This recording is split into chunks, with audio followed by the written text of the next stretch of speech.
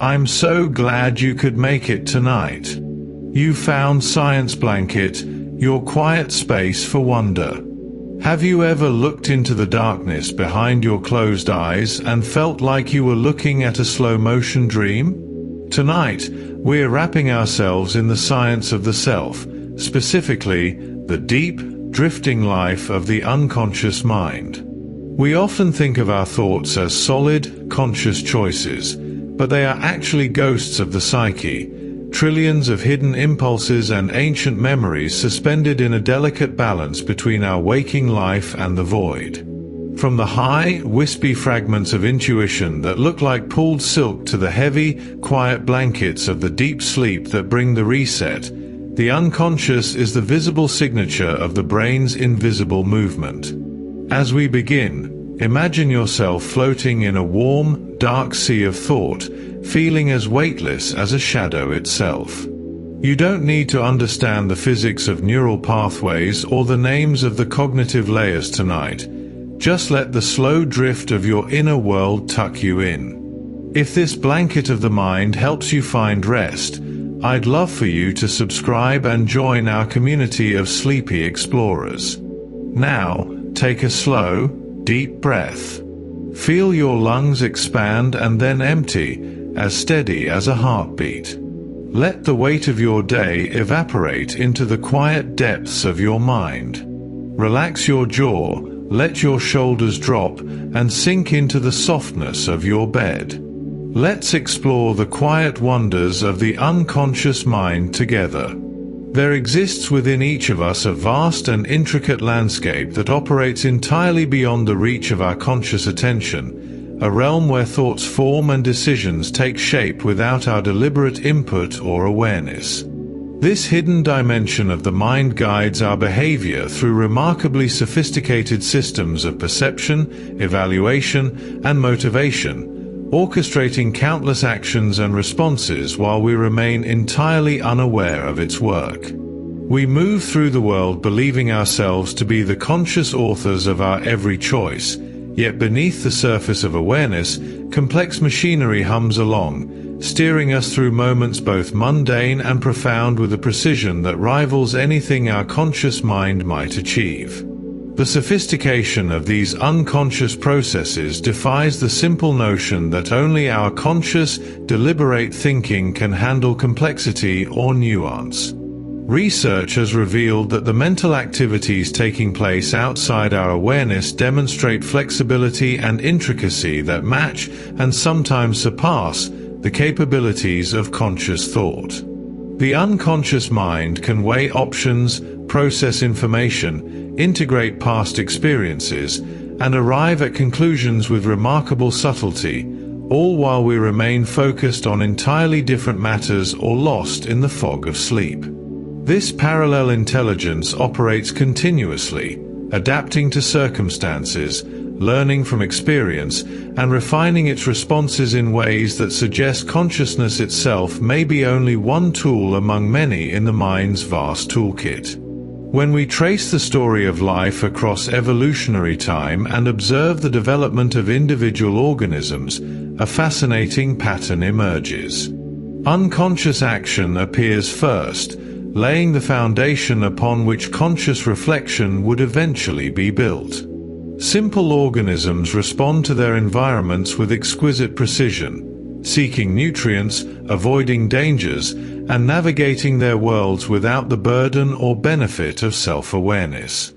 Even in human development, infants demonstrate sophisticated responses and learning long before they develop the capacity for conscious introspection. The unconscious mind, in this sense, represents our most ancient inheritance, a system refined across millions of years of evolution, operating according to principles established long before language or self-reflection entered the picture. Within this unconscious realm lies a vast repository of memories, experiences that have slipped from the bright spotlight of awareness into the shadows.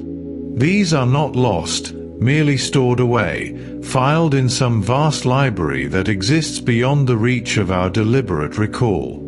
Yet these forgotten memories maintain a peculiar persistence, occasionally surfacing when triggered by a scent, a sound, or some configuration of circumstances that matches the context in which they were originally formed.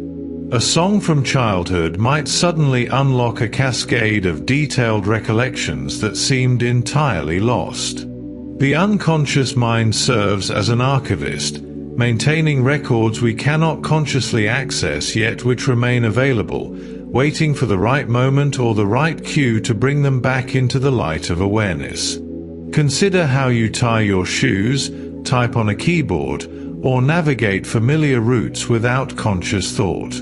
These automatic skills represent the unconscious mind's ability to take complex sequences of actions that once required intense concentration and transform them into smooth, effortless performances. When you first learned to drive, every action demanded full attention, every turn of the wheel a deliberate decision. Now you can drive while conversing, planning your day, or lost in thought, trusting the unconscious systems that have encoded these patterns so deeply that they execute without requiring conscious supervision. This automation extends beyond physical skills to encompass social behaviors, emotional responses, and cognitive habits that shape how we interact with the world. The unconscious serves as a container for all that exists within the mind yet remains outside the narrow beam of conscious awareness. It holds thoughts that form without our knowing, urges that push us in directions we might not consciously choose, and memories that influence us from the depths. This territory contains material that might be uncomfortable, threatening, or simply irrelevant to our current conscious concerns, yet it continues to exist, continues to develop, and continues to exert its influence. The unconscious doesn't simply store static content like a warehouse. It actively processes, combines, and transforms this material, generating new associations and insights that can suddenly emerge into consciousness as intuitions, creative breakthroughs, or unexpected emotions. The influence of unconscious thoughts on behavior persists whether we acknowledge them or not.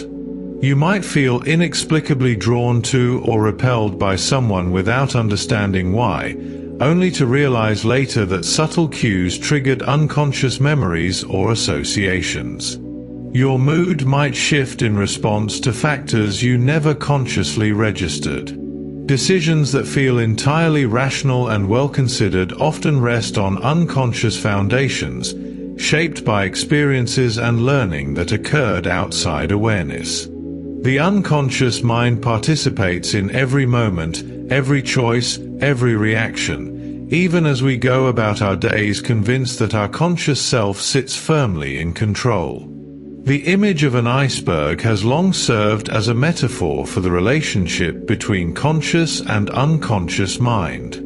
The portion visible above the water represents conscious awareness, that small fraction of mental life that we can directly observe and report. But the massive bulk of the iceberg exists below the surface, hidden from view yet providing the foundation and substance that makes the visible portion possible. This submerged region contains not only forgotten memories and automatic processes but also the deep structures of personality, the patterns of emotional response, and the frameworks through which we interpret experience. What we see of ourselves and others represents merely the tip of something far more vast and complex. Every experience leaves its trace, even those we don't consciously remember. Past events, relationships, successes, and failures, moments of joy and instances of pain, all become woven into the unconscious fabric that shapes who we are. These stored experiences continue to influence feelings that arise seemingly from nowhere, motives that drive behavior without clear justification, and decisions that feel intuitive yet stem from patterns established long ago. A person might avoid certain situations without understanding their reluctance, only later discovering that unconscious memories of past difficulties guide them away from perceived danger. Another might feel inexplicably drawn to particular environments or activities because unconscious associations link them with safety, comfort, or past rewards. The past lives on within us, active and influential, even when memory cannot bring it back to conscious view. All of this unconscious activity corresponds to real biological processes, genuine brain activity that unfolds without generating the subjective experience of awareness. Neurons fire, networks activate, information gets processed and integrated, yet none of it produces the feeling of conscious thought.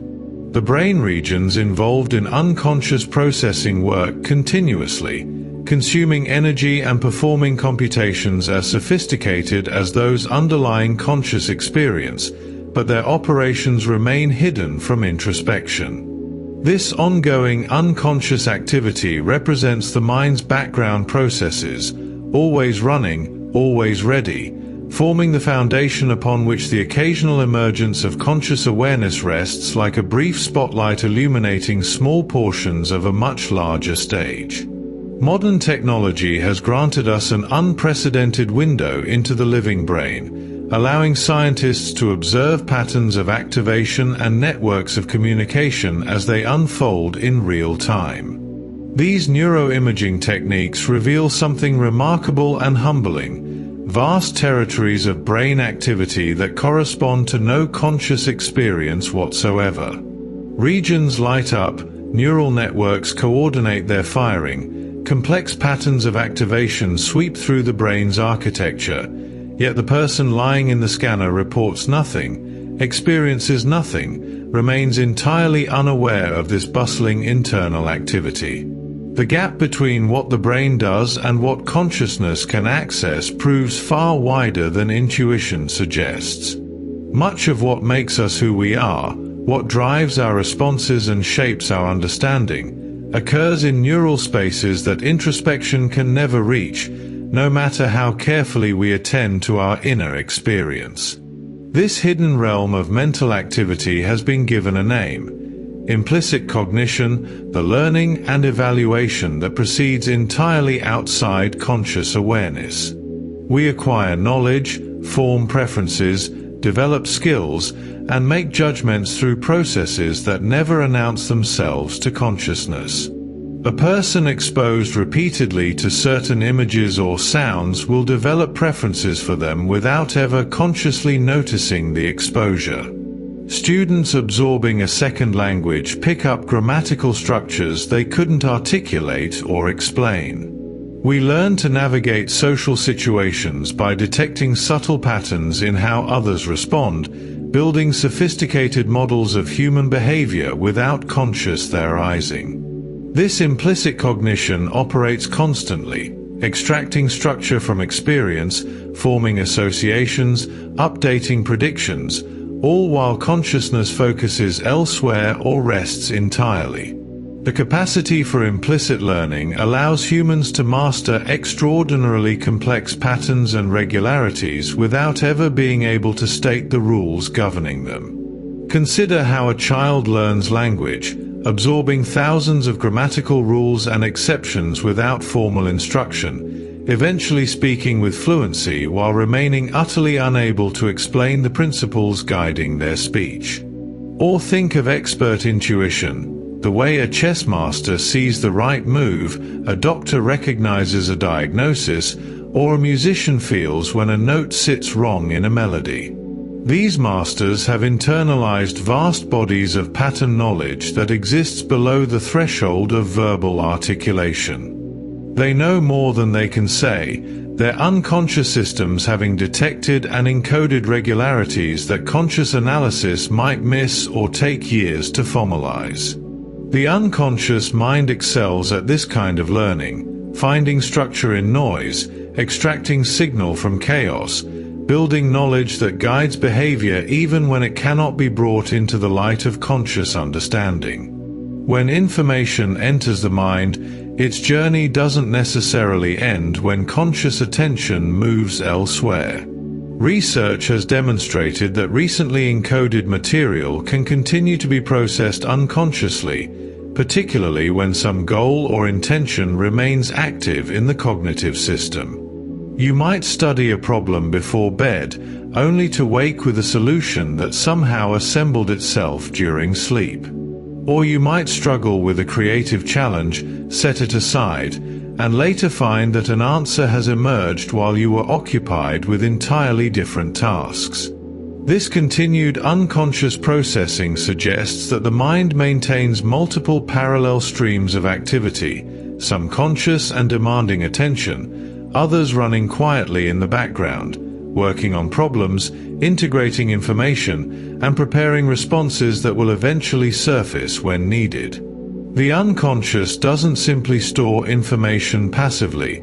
It actively works with material even after consciousness has moved on. Vision itself, that most immediate and vivid of conscious experiences, relies heavily on unconscious processing.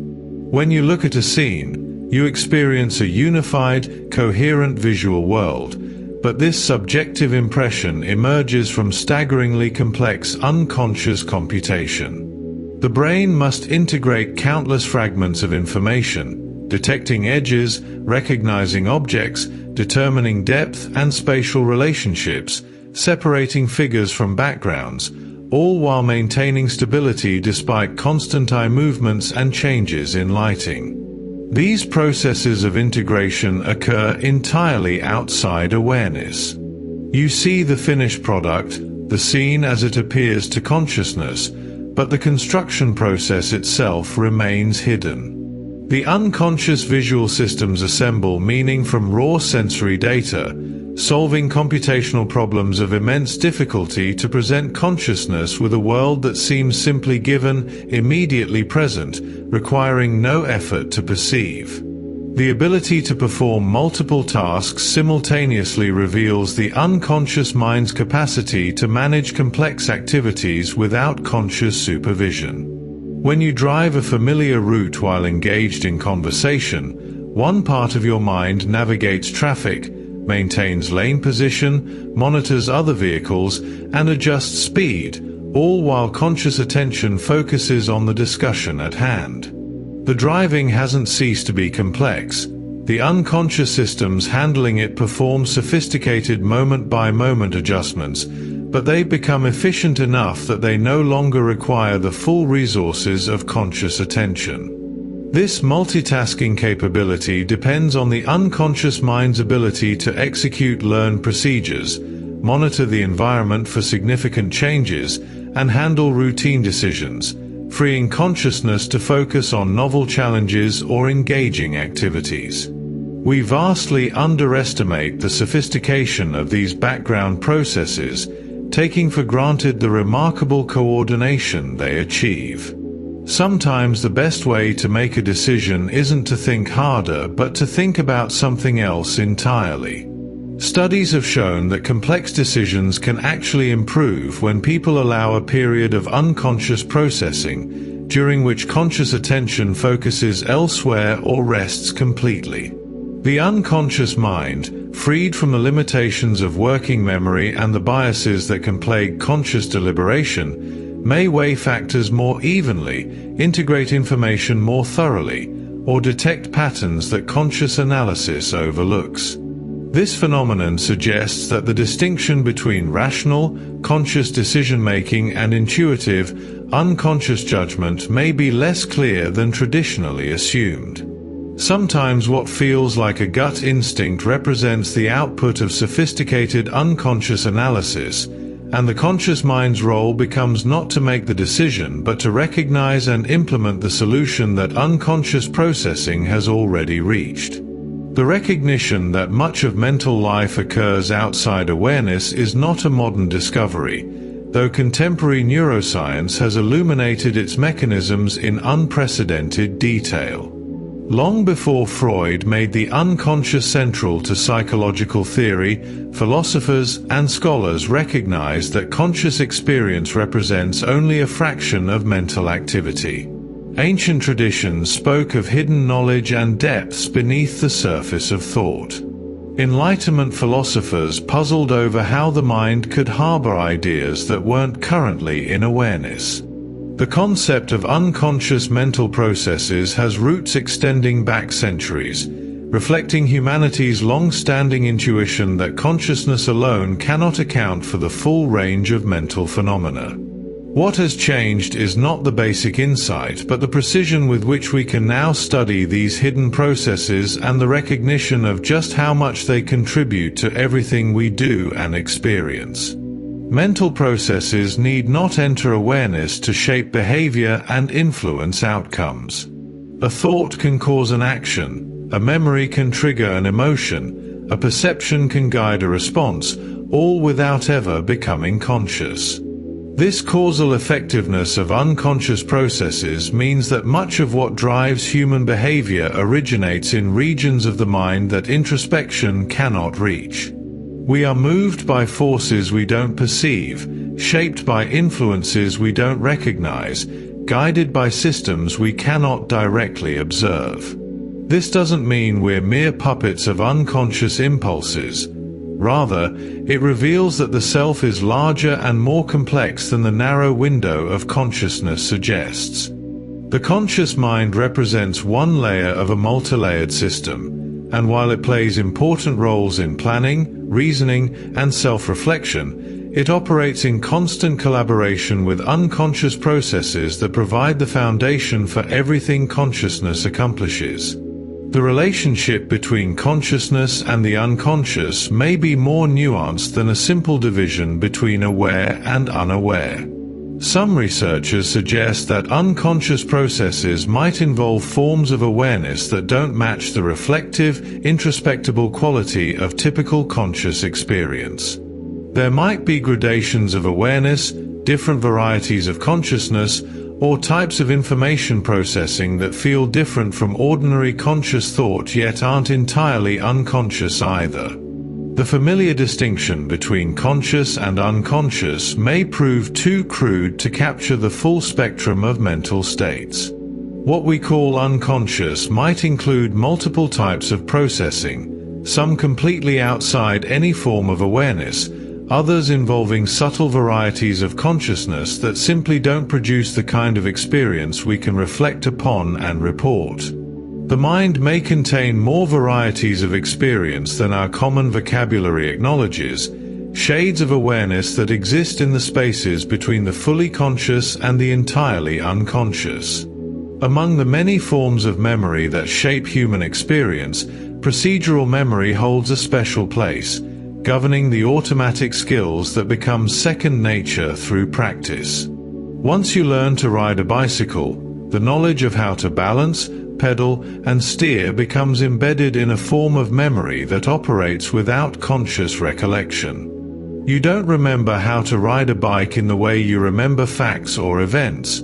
Instead, your body simply knows, executing complex sequences of coordinated movements without requiring conscious instruction. This procedural knowledge resists verbal description. Try explaining to someone exactly how you maintain balance on two wheels, and you'll find that the knowledge exists in a form that language struggles to capture.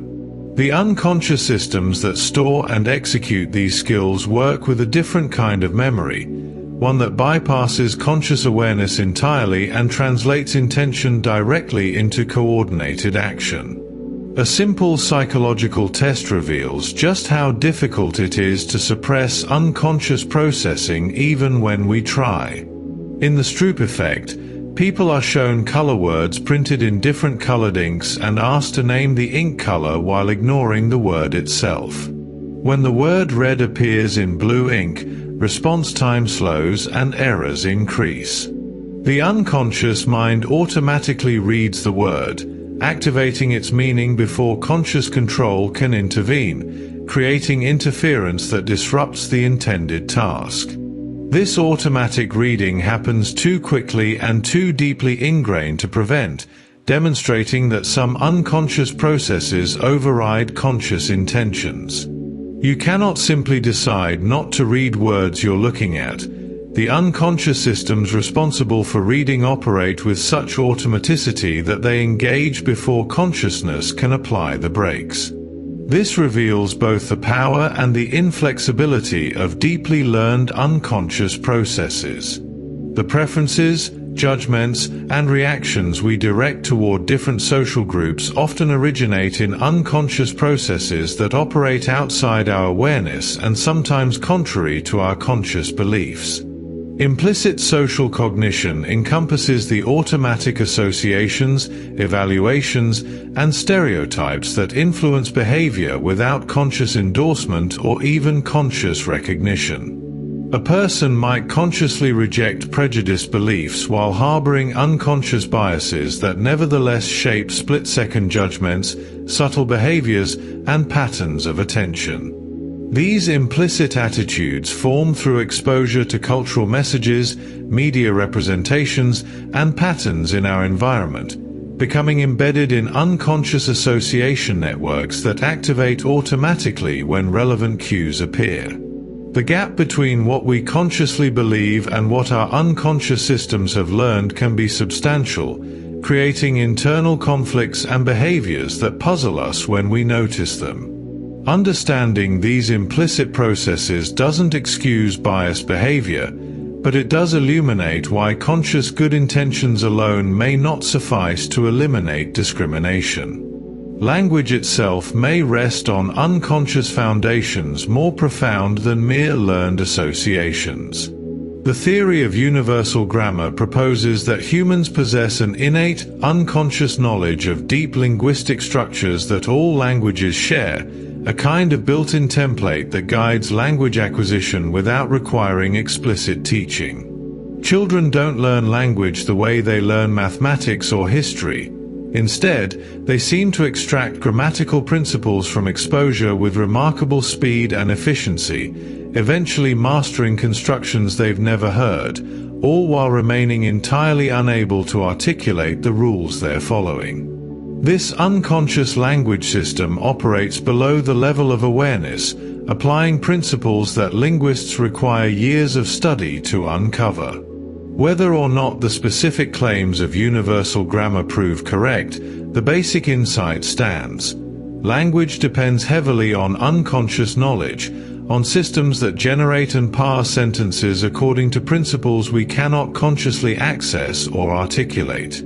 The human face carries extraordinary information, and the brain has dedicated substantial neural machinery to extracting it. When you encounter a face, recognition can occur in a fraction of a second, far faster than conscious reasoning could accomplish the task.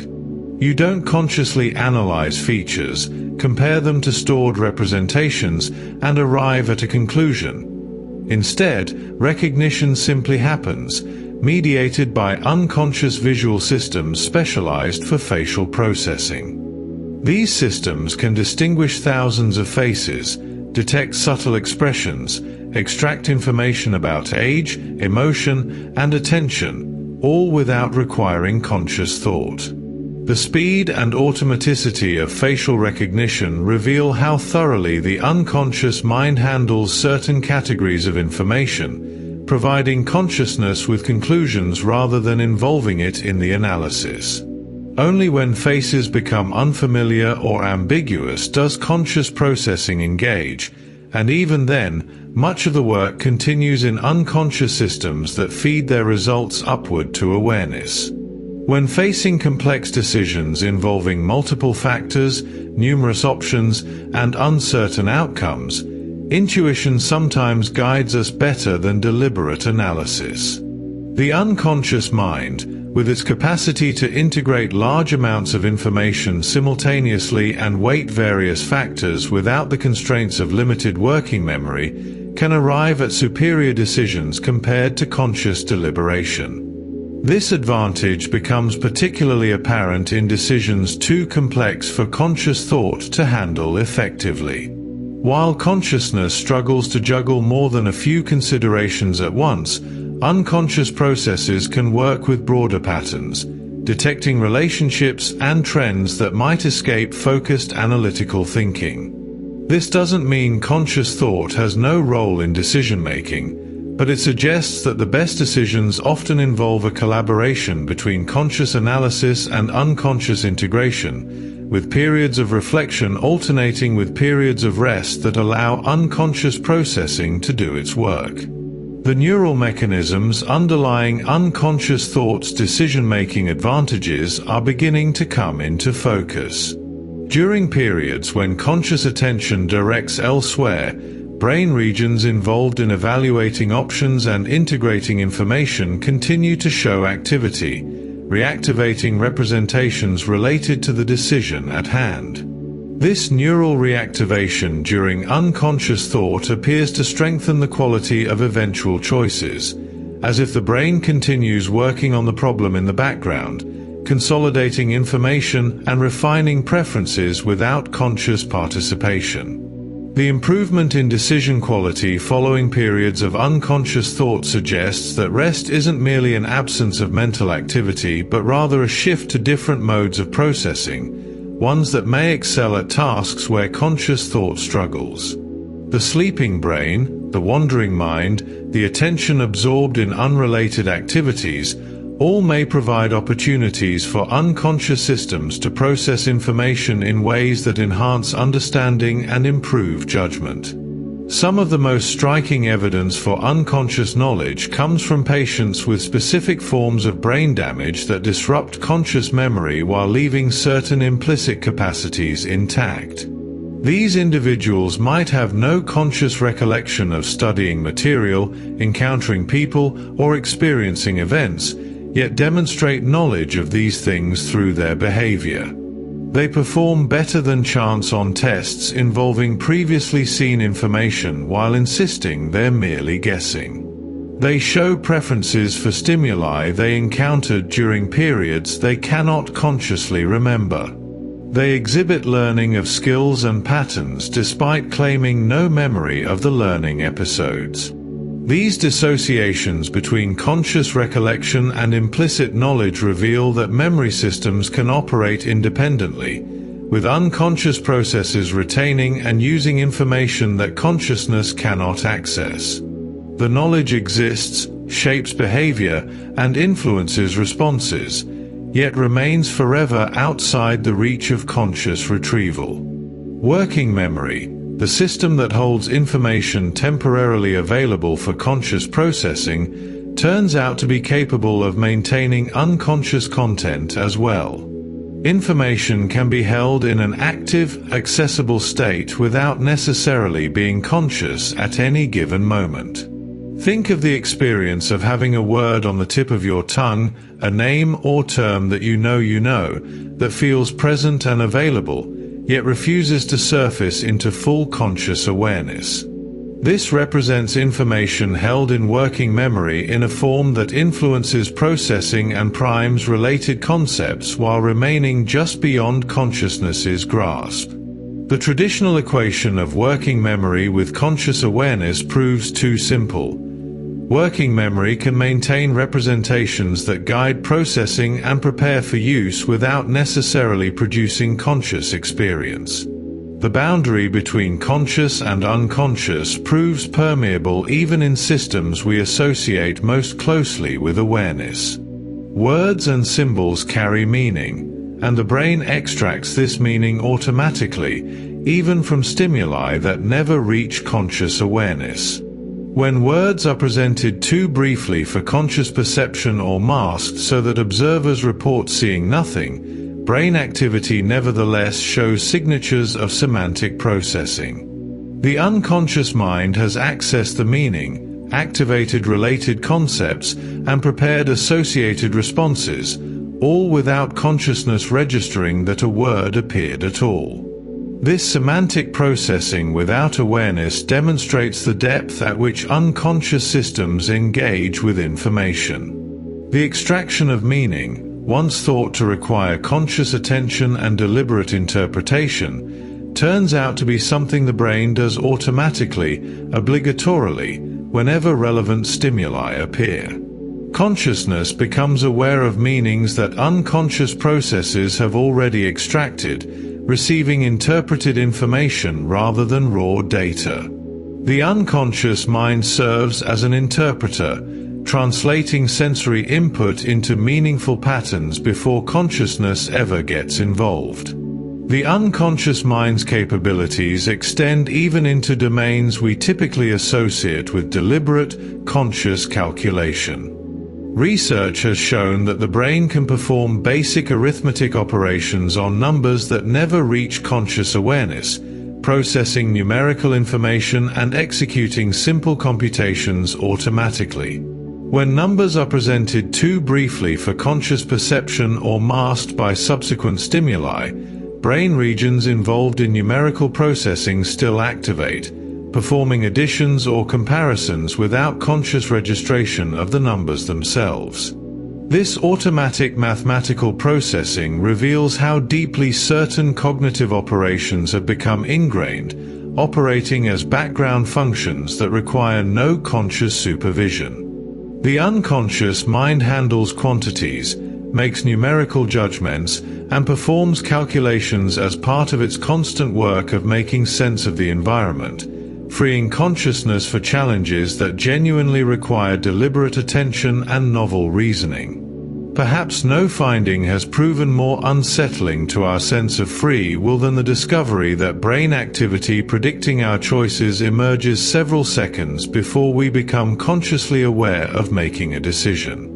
Neural patterns that reliably indicate which option a person will select appear in brain scans while the individual still feels entirely undecided, still experiences themselves as in the process of deliberating. By the time consciousness registers a decision as made, unconscious processes have already committed to a course of action. This temporal gap raises profound questions about the relationship between conscious experience and the actual causes of behavior. It suggests that what we experience as the moment of decision, that subjective sense of choosing, might be consciousness catching up to conclusions already reached by unconscious systems. The feeling of deciding and the neural events that produce behavior may be more loosely coupled than our introspective sense suggests, with consciousness playing the role of witness or narrator rather than originator. Not all unconscious content lies equally distant from awareness. The preconscious occupies a kind of intermediate zone, containing memories and knowledge that aren't currently conscious but can be readily brought into awareness with minimal effort. When someone asks your phone number or the name of your childhood best friend, this information wasn't in consciousness moments before, yet it surfaces easily when needed. The preconscious serves as a vast library of accessible information, facts, and memories filed away but readily retrieved when relevant. This differs from deeply unconscious material that resists conscious access even when actively sought.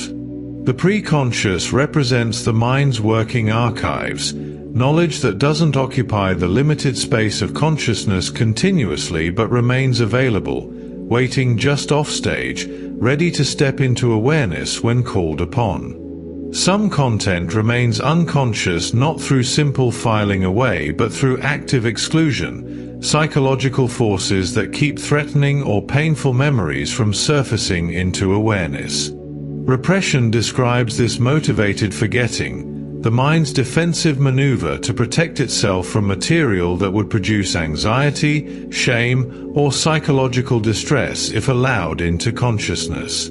Yet repressed memories don't simply vanish. They continue to exist in the unconscious, continuing to exert influence on emotions, behaviors, and even physical states.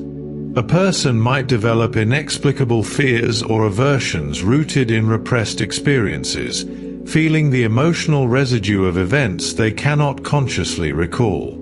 The concept of repression suggests the unconscious isn't merely a passive repository but an active system capable of gatekeeping, deciding what consciousness can handle and what must remain hidden for psychological equilibrium to be maintained.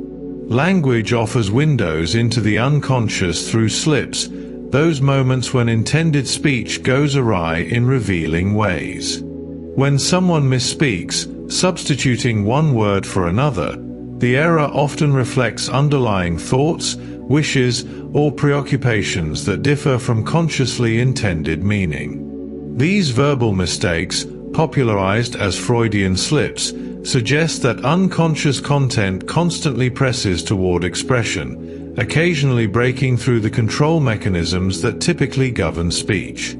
A person might call a new partner by an ex-lover's name, accidentally reveal a secret, or use words that expose feelings they meant to conceal. While not every slip carries deep psychological significance, the pattern of errors across many instances reveals the unconscious mind's continuous participation in seemingly controlled activities like speaking. The unconscious contributes to what we say even when we believe we've carefully chosen our words. The mind's conflicts and psychological tensions can manifest in the body itself, producing physical symptoms that have no organic cause but nevertheless feel entirely real. These psychosomatic phenomena demonstrate the unconscious mind's capacity to convert psychological distress into bodily experience. A person facing unbearable anxiety might develop paralysis or pain that has no neurological explanation but effectively prevents them from confronting the anxiety-provoking situation.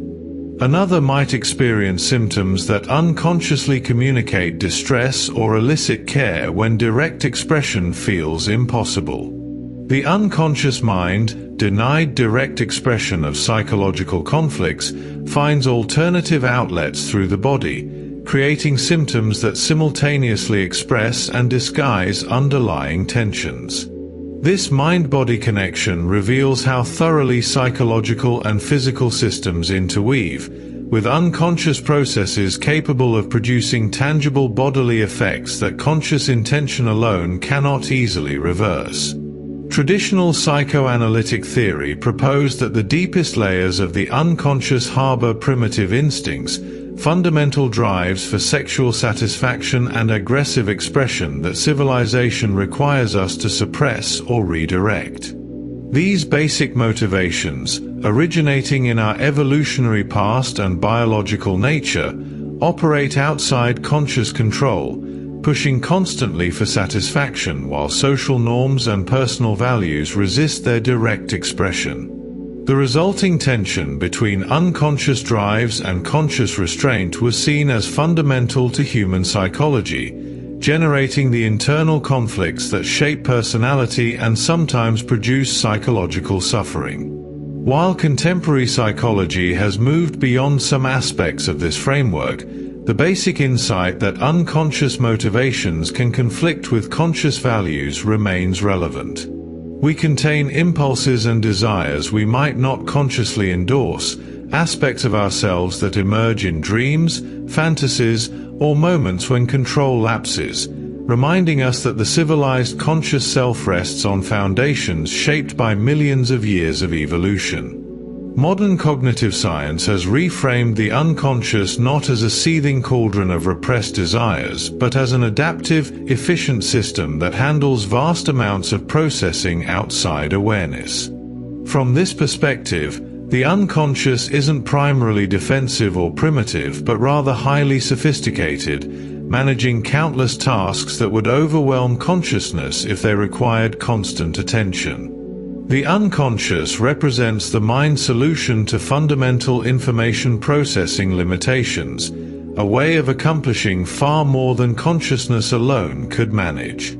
This adaptive unconscious learns from experience, detects patterns, generates intuitions, and guides behavior with remarkable effectiveness. Rather than viewing the unconscious as something that must be overcome or made conscious, contemporary views recognize it as essential to normal functioning, a partner to consciousness that handles different aspects of mental life with complementary strengths. When facing complex decisions, the unconscious mind excels at organizing diverse information, weighing multiple factors, and integrating considerations that conscious thought struggles to juggle simultaneously. This organizational capacity allows unconscious thought to handle decision-relevant information more effectively than step-by-step conscious analysis, particularly when decisions involve many variables or uncertainty about outcomes. The unconscious doesn't necessarily analyze each factor explicitly. Instead, it processes information more holistically, detecting overall patterns and arriving at integrated judgments. This mode of processing can miss details that careful conscious analysis would catch, but it avoids getting lost in minutiae or paralyzed by attempting to consciously track too many considerations at once. The result is that unconscious thought can sometimes cut through complexity that confounds conscious deliberation, arriving at sound conclusions through processes that remain opaque to introspection. The quality of unconscious decisions may stem from how the unconscious handles information, focusing on gist and general patterns rather than specific details. When we consciously deliberate, we often focus intently on particular facts, specific attributes, and detailed comparisons, an approach that can actually impair judgment in complex situations by obscuring broader patterns. The unconscious mind, operating on general impressions and extracted essences rather than explicit details, may achieve better integration of information. This gist-based processing allows the unconscious to weight factors appropriately without getting distorted by overemphasis on particular details that happen to be vivid or easily verbalized. Like stepping back from a painting to appreciate the overall composition rather than examining individual brushstrokes, unconscious processing achieves a perspective that detail-focused conscious analysis can miss. The best decisions may often come from this combination of initial conscious gathering of information followed by unconscious integration that extracts meaning from the totality rather than fixating on fragments. The sheer volume of information flowing through our senses at any moment vastly exceeds what consciousness can possibly attend to, creating a fundamental constraint that shapes the architecture of the mind. Attention operates like a narrow spotlight, illuminating only a tiny portion of available information while everything else remains in darkness. This limitation means that most mental operations must occur unconsciously, processing sensory input, maintaining bodily functions, monitoring the environment for threats or opportunities, and executing routine tasks without consuming the precious resource of conscious attention. The unconscious handles the vast majority of what the brain does, leaving consciousness free to focus on novel challenges, complex reasoning, and situations that require flexible, deliberate responses. If everything required conscious processing, the mind would grind to a halt, overwhelmed by the sheer quantity of information demanding consideration. The unconscious provides the solution, working continuously in parallel across multiple domains while consciousness focuses its limited capacity wherever it's most needed. Some of the most compelling evidence for unconscious vision comes from patients with specific types of brain damage that eliminate conscious visual experience in portions of the visual field. These individuals report seeing nothing in the affected areas, experiencing complete blindness, yet when forced to guess about stimuli presented in those blind regions, they perform far better than chance would predict. This phenomenon, known as blind sight, demonstrates that visual information continues to be processed and can guide behavior even in the complete absence of conscious visual experience.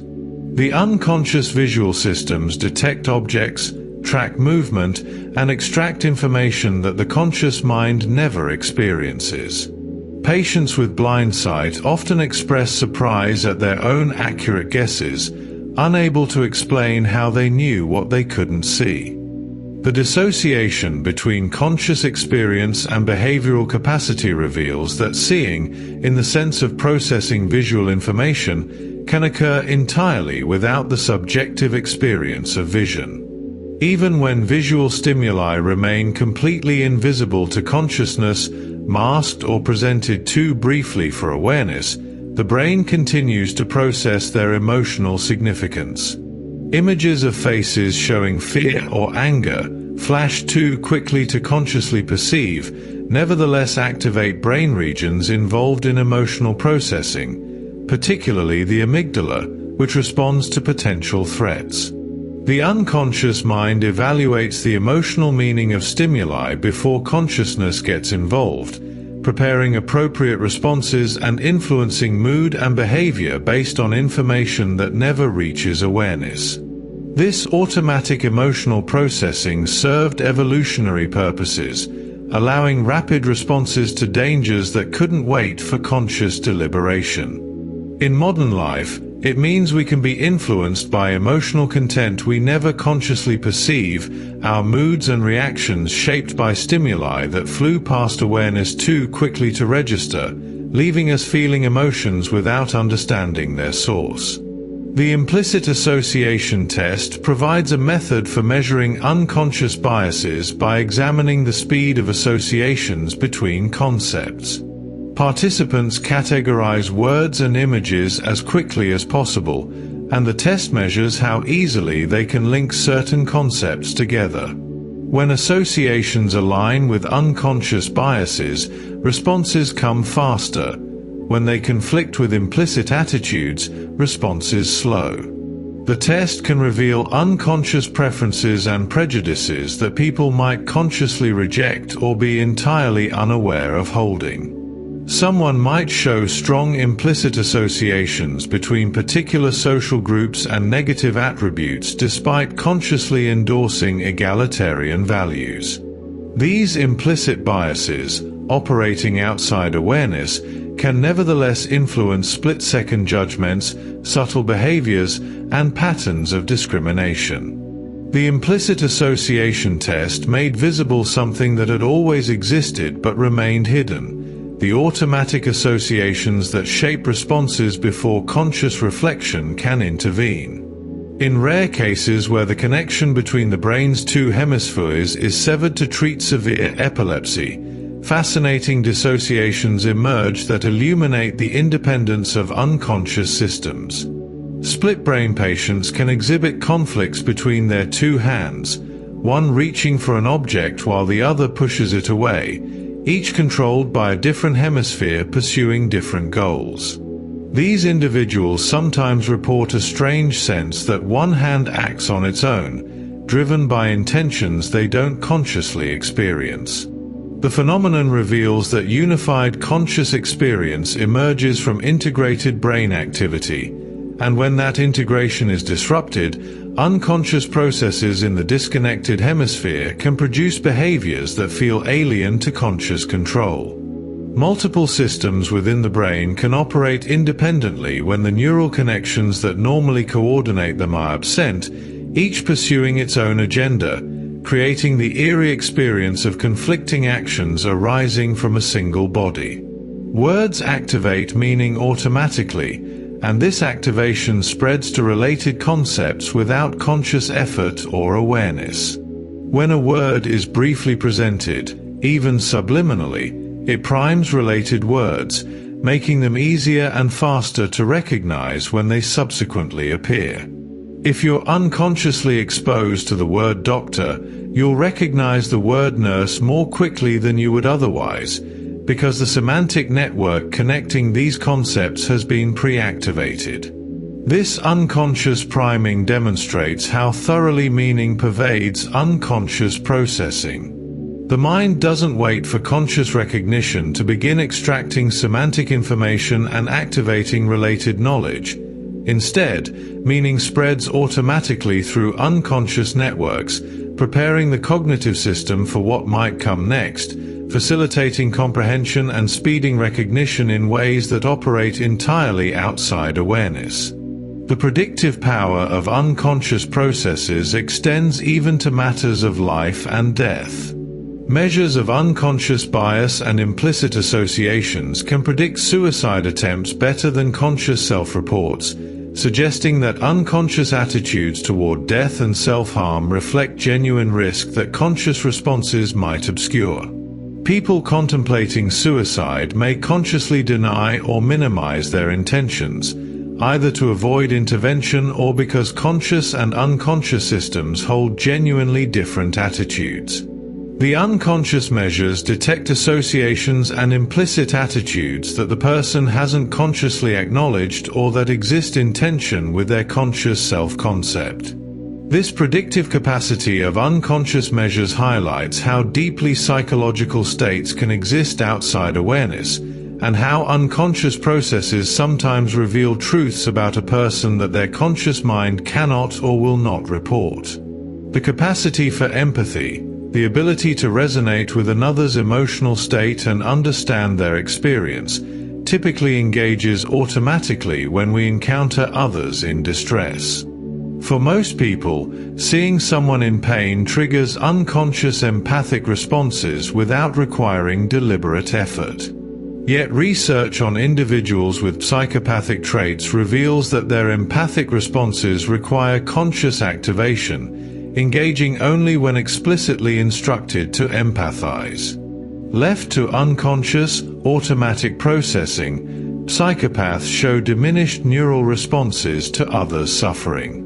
This finding suggests that what differs in psychopathy may not be the capacity for empathy, but rather the automatic, unconscious engagement of empathic processes that normally occurs without conscious prompting. The unconscious mind in most people spontaneously simulates and resonates with observed emotions, but when these automatic processes fail to engage, empathy becomes possible only through conscious, effortful activation.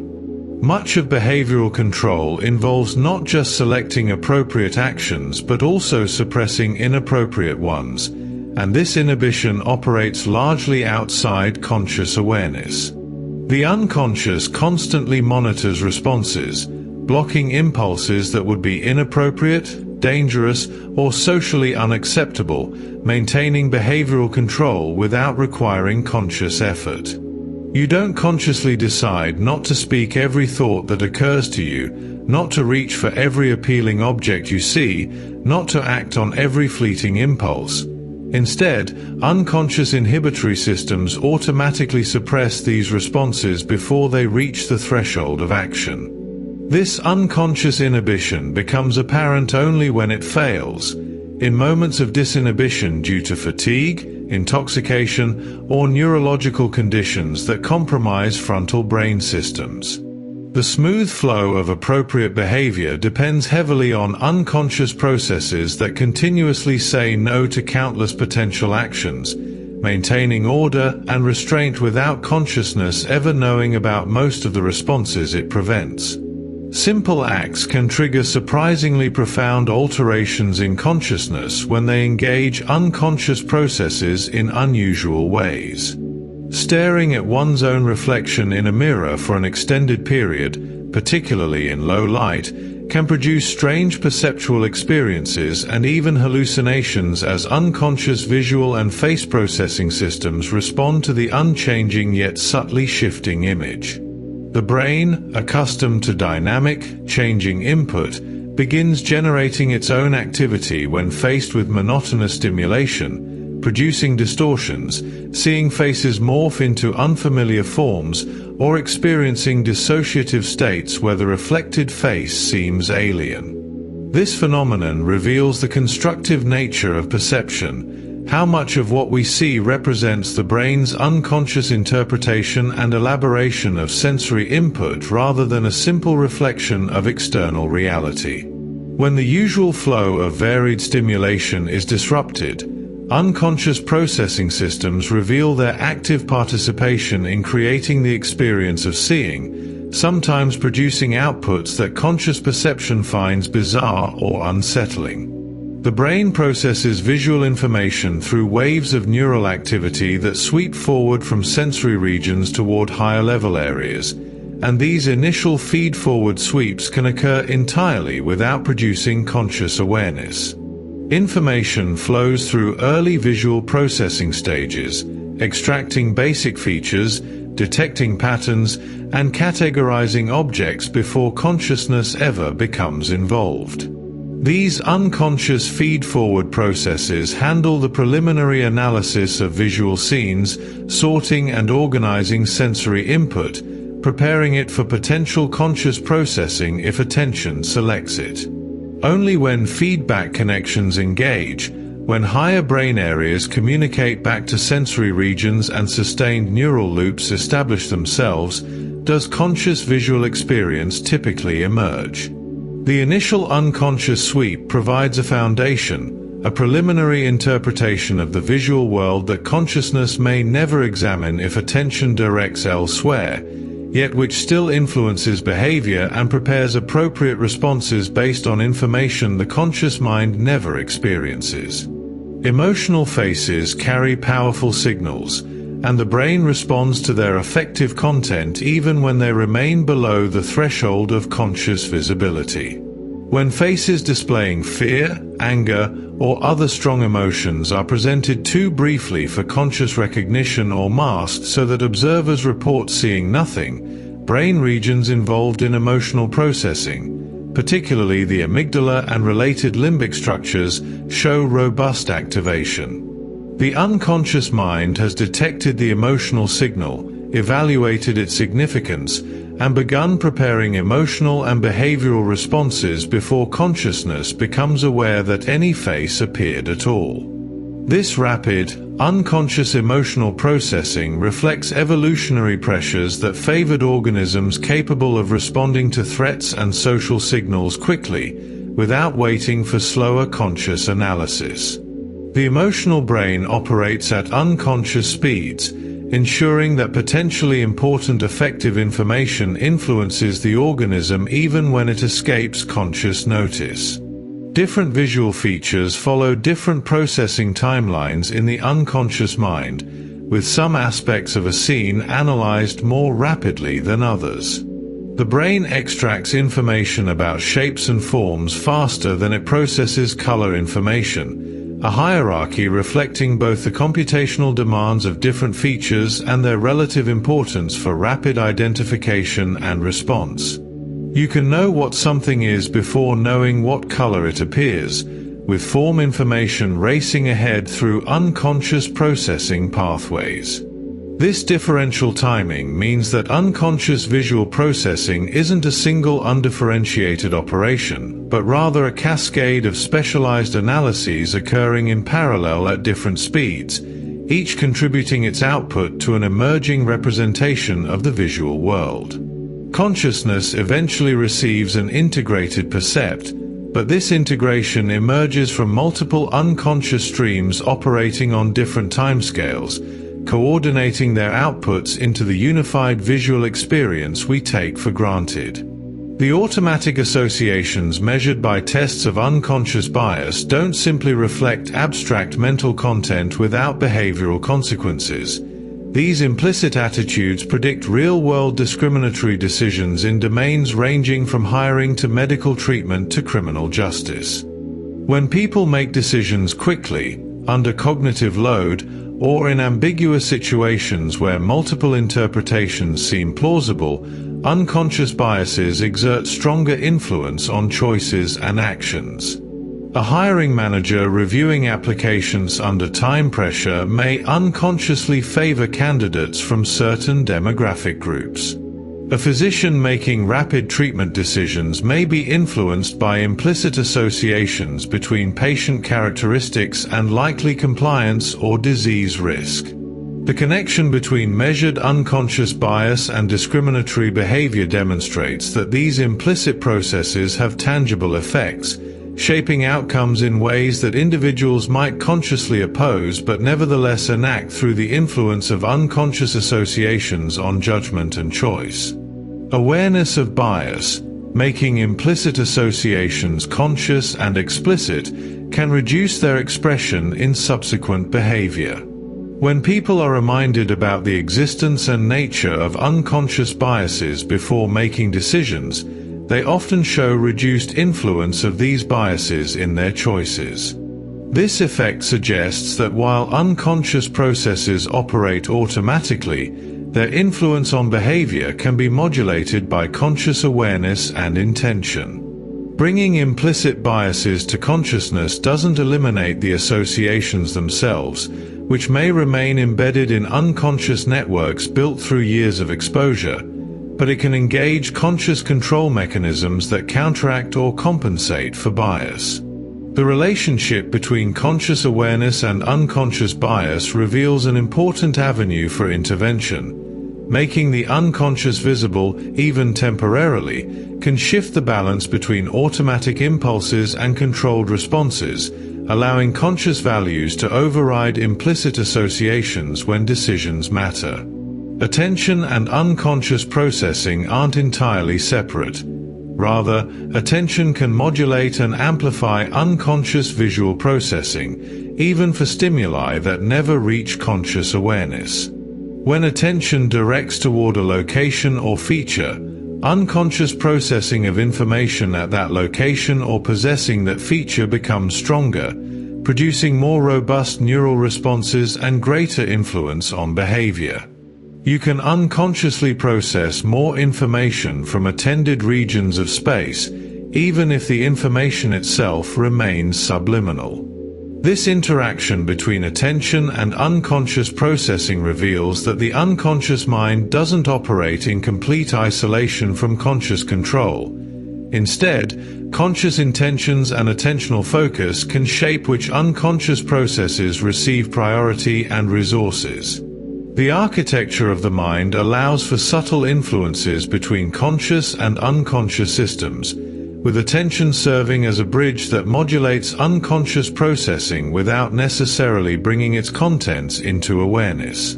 Patients with certain forms of brain damage exhibit a phenomenon called extinction, where stimuli presented on one side of space go unnoticed when competing stimuli appear simultaneously on the other side.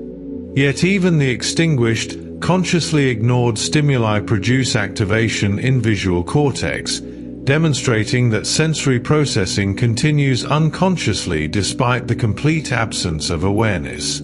The information reaches the brain, gets processed through early visual areas, extracts features, and potentially even recognizes objects, yet never breaks through to conscious experience because attention and awareness mechanisms have been compromised by brain damage. These patients provide dramatic evidence that substantial neural processing, activation of specialized visual regions, and extraction of information can occur entirely unconsciously when the mechanisms that typically connect processing to awareness are disrupted. The brain continues its work of making sense of sensory input whether or not consciousness ever becomes involved. The predictive relationship between unconscious associations and future suicide attempts extends beyond single measurements, with patterns of implicit attitudes tracked over time showing trajectories that presage self-harm. The unconscious mind apparently holds knowledge about psychological states and intentions that conscious reports don't capture, either because individuals actively conceal their thoughts or because the relevant information exists in forms that consciousness cannot access. These unconscious predictors suggest that suicide risk involves implicit processes, automatic associations between self and death or harm, that develop outside awareness and influence behavior through unconscious channels. The finding highlights both the depth at which psychological distress can operate and the potential value of unconscious measures for identifying individuals at risk, capturing information that traditional conscious self-report methods might miss because the most critical psychological processes remain hidden from introspection.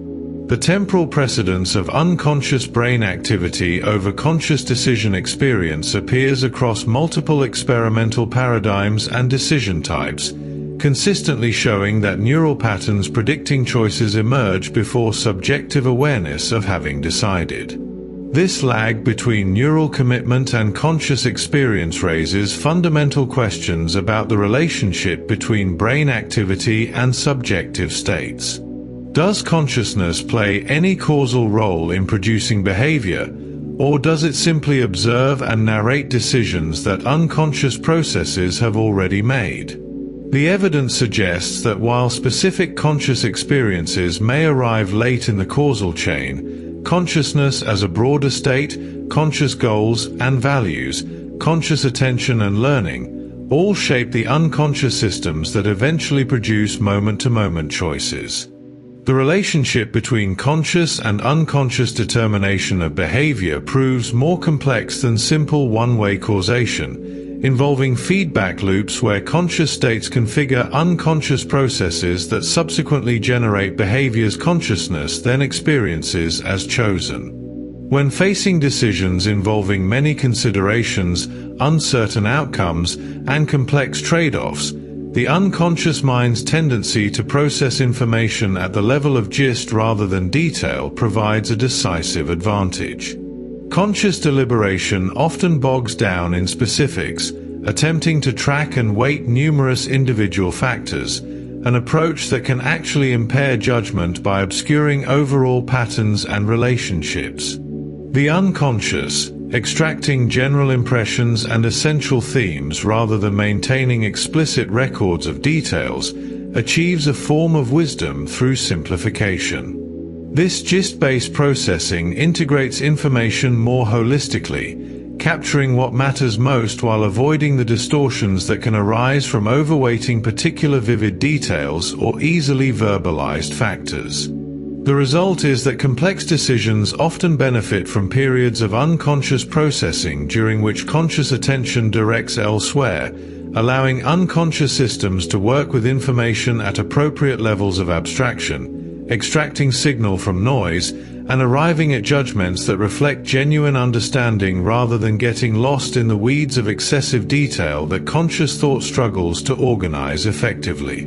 The routines that fill our days, the countless small decisions and automatic behaviors that carry us through waking hours, unfold largely outside the spotlight of conscious attention. From navigating familiar routes to managing social interactions, from maintaining posture to regulating breathing, from selecting words in conversation to adjusting to changing circumstances, the vast majority of daily cognitive work proceeds unconsciously. Consciousness samples only a tiny fraction of ongoing mental activity, dipping into the stream here and there to handle novel challenges or make deliberate choices, while unconscious processes manage everything else. We move through the world with the subjective sense that consciousness guides our every step, yet this perception dramatically overestimates awareness's actual contribution. Most of what makes us functional, adaptive, and capable occurs in neural systems that consciousness never observes, producing the smooth flow of behavior we experience as effortless simply because we remain unaware of the enormous computational work underlying each moment. Goals can be pursued and achieved entirely through unconscious processes that operate without conscious monitoring or deliberate effort. When a goal becomes sufficiently ingrained, whether through repeated pursuit or strong motivation, unconscious systems can take over its implementation, working toward the objective automatically whenever relevant opportunities arise. The outcomes achieved through this unconscious goal pursuit often match or even exceed what conscious effort produces, suggesting that the unconscious mind handles goal-directed behavior with considerable sophistication. A person might unconsciously work toward previously set goals during periods when attention focuses elsewhere, the unconscious continuing to identify opportunities, select appropriate actions, and persist through obstacles without requiring conscious supervision. This automatic goal pursuit frees consciousness to set new objectives or handle unexpected challenges while trusted unconscious systems manage the ongoing work of achieving established aims. The division of labor between conscious goal setting and unconscious goal pursuit allows for a remarkable degree of parallel processing, the pursuit of multiple objectives simultaneously that conscious attention alone could never achieve. Every stimulus the mind encounters undergoes rapid unconscious evaluation, an automatic assessment of whether it represents something good or bad, beneficial or threatening, to be approached or avoided. These unconscious evaluations occur within milliseconds of encountering objects, people, situations, or ideas, categorizing them along fundamental dimensions of positive and negative before consciousness can deliberate about appropriate responses. The evaluations operate automatically, drawing on learned associations, past experiences, and innate predispositions to guide behavior. We feel drawn toward some things and repelled by others, often without consciously knowing why, because unconscious evaluative processes have already rendered their verdict. These rapid unconscious judgments provide the foundation for more complex conscious evaluations when time and circumstances permit, but they also directly drive behavior through their influence on approach and avoidance tendencies that shape what we move toward and what we move away from in the constant flow of decisions that constitute daily life. The simple act of moving toward something, approaching rather than withdrawing, generates positive emotional tone through unconscious mechanisms.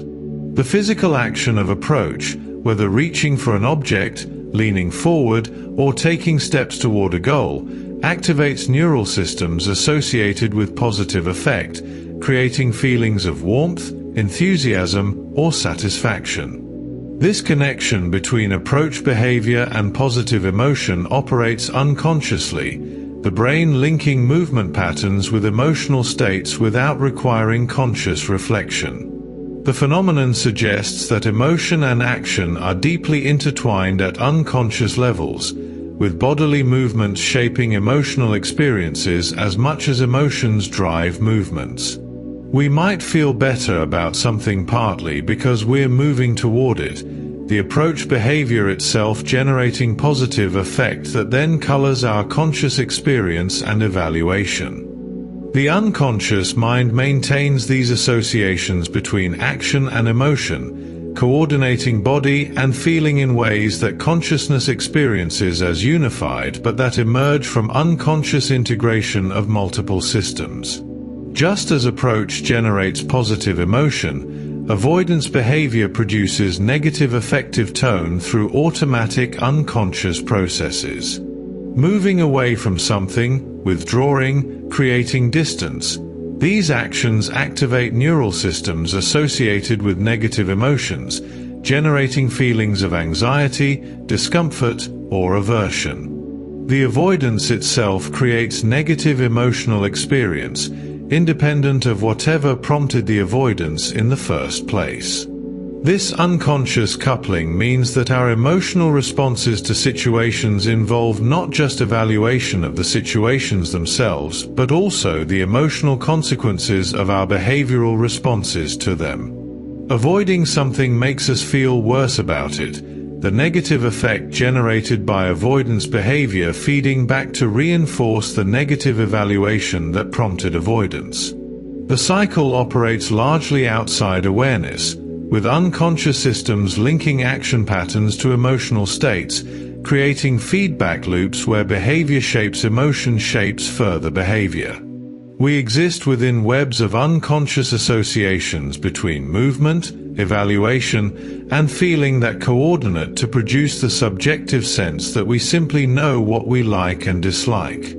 Measurements of overall brain activity reveal that the conscious mind represents only a small fraction of neural processing at any given moment. The vast majority of the brain's work occurs in unconscious systems, regions, and networks that carry out their computations without generating subjective experience. Even areas traditionally associated with conscious functions show much of their activity patterns in unconscious processing that supports and enables occasional moments of awareness. The brain is busy continuously, consuming energy, performing calculations, maintaining networks, and coordinating systems whether or not consciousness observes any of it. This unconscious neural activity isn't mere background noise or maintenance function. It represents genuine information processing, meaningful computation that guides behavior and shapes responses.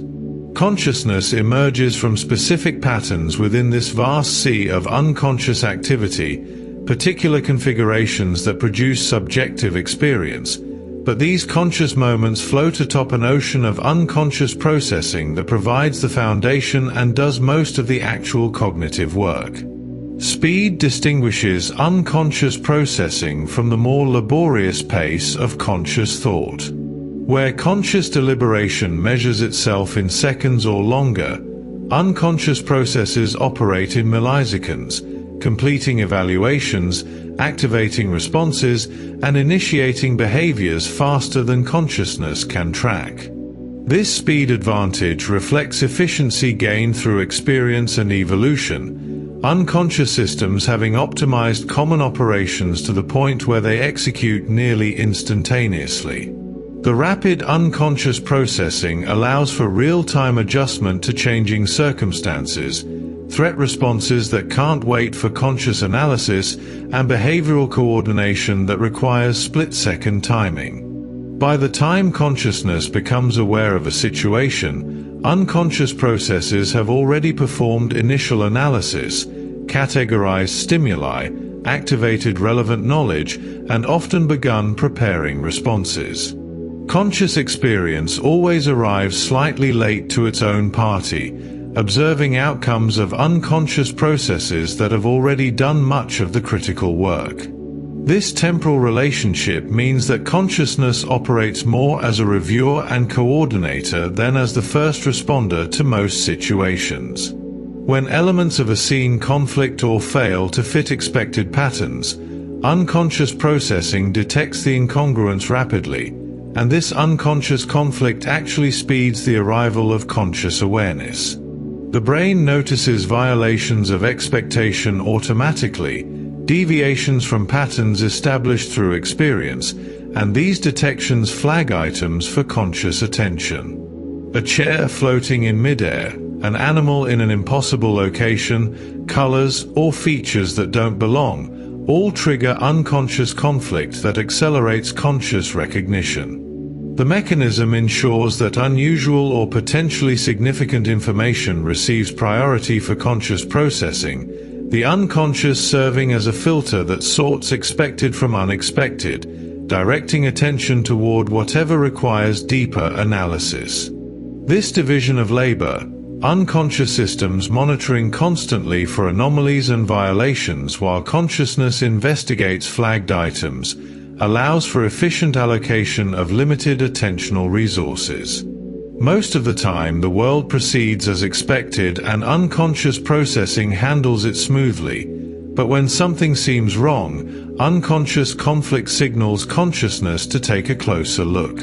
The modern human's ability to perform multiple complex tasks simultaneously, driving while conversing, while monitoring traffic, while planning routes, while adjusting to road conditions, depends almost entirely on unconscious processing handling most of the cognitive load. Sophisticated multitasking becomes possible only when some tasks have become sufficiently automatic that unconscious systems can manage them with minimal or no conscious oversight. Each task consciousness attempts to engage simultaneously competes for limited attentional resources, quickly overwhelming capacity, but tasks relegated to unconscious processing operate in parallel without this competition. The person engaged in complex multitasking doesn't experience the enormous computational burden being managed unconsciously. Instead, the smooth coordination of multiple simultaneous activities feels effortless, precisely because consciousness remains unaware of most of what's actually happening. When unconscious processing falters, when automaticity breaks down or situations become too novel for established unconscious systems to handle, multitasking immediately degrades as tasks suddenly demand conscious resources that cannot be shared without severe performance costs. The efficiency of unconscious processing makes sophisticated multitasking possible. Its limitations determine when multitasking fails. The temporal gap between unconscious brain activity and conscious experience of decision appears not just in laboratory studies with arbitrary button presses but extends to complex, meaningful choices where the delay can reach many seconds. Neural patterns that reliably predict which options someone will select, which action they will take, which direction they will choose, emerge and stabilize in brain activity long before the person reports any subjective sense of having decided.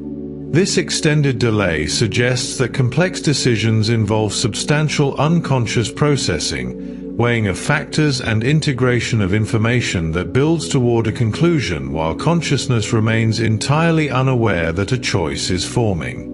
The eventual conscious experience of deciding may represent not the moment when the decision happens, but rather the moment when unconscious processing has progressed far enough that its conclusion becomes available to awareness. We experience ourselves as conscious decision makers, but the evidence increasingly suggests that this experience follows rather than precedes the neural events that actually determine our choices, with consciousness arriving to witness and report outcomes of decisions that unconscious processes have already, effectively, made. When people maintain active goals while directing their conscious attention elsewhere, the unconscious continues working on decisions related to those goals, and this processing improves decision quality in ways that go beyond simple distraction effects. It's not merely that stepping away from a problem helps by reducing cognitive fatigue or clearing the mind of unhelpful conscious strategies. Rather, the unconscious actively processes decision-relevant information, reorganizing and integrating it in ways that lead to better outcomes.